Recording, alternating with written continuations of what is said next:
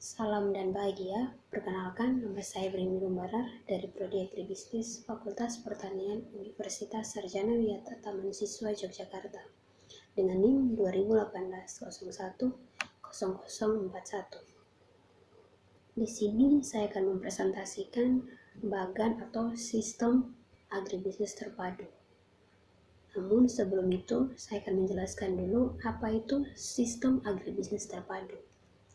Sistem agribisnis terpadu merupakan sistem yang menggabungkan kegiatan pertanian, perikanan, perkebunan, dan lainnya yang terkait dengan pertanian yang dilakukan dalam satu lahan yang sama. Ini adalah contoh bagan dari sistem agribisnis terpadu. Di sini saya mengambil contoh tanaman jagung dengan ternak sapi.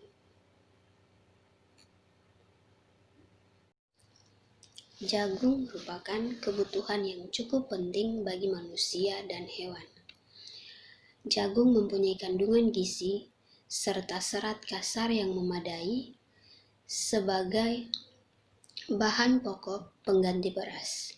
Jagung juga merupakan bahan baku sebagai pakan ternak. Di sini saya akan menjelaskan jagung akan menghasilkan daun, buah, dan batang, di mana buah ini akan dikonsumsi oleh manusia, serta batang yang digunakan sebagai kayu bakar, dan daun yang digunakan sebagai pakan ternak. Walaupun sebenarnya buahnya juga pun bisa digunakan sebagai pakan ternak. Daun jagung akan dikonsumsi oleh ternak sapi. Kemudian dari ternak sapi ini akan menghasilkan kotoran ternak, serta tanaman jagung pun dari daun-daunnya itu pun juga bisa langsung diolah atau dicampurkan dengan kotoran ternak ini sehingga akan menghasilkan pupuk organik.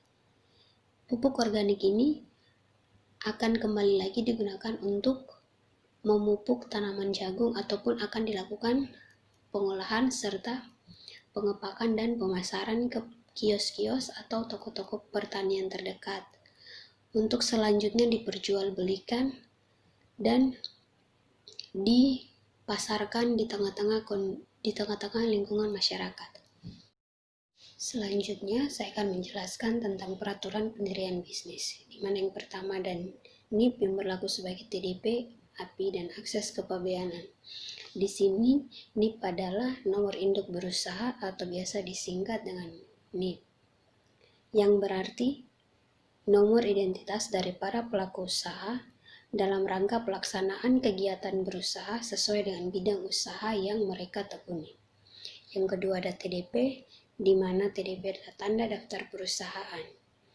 Akses kepabeanan adalah akses yang diberikan kepada pengguna jasa untuk berhubungan dengan sistem kepabeanan baik secara langsung maupun dengan menggunakan teknologi informasi yang sudah ada.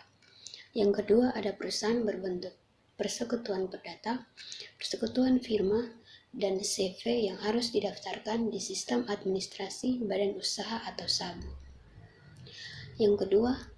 Yang ketiga ada perlindungan nama untuk persekutuan perdata, persekutuan firma, dan CV.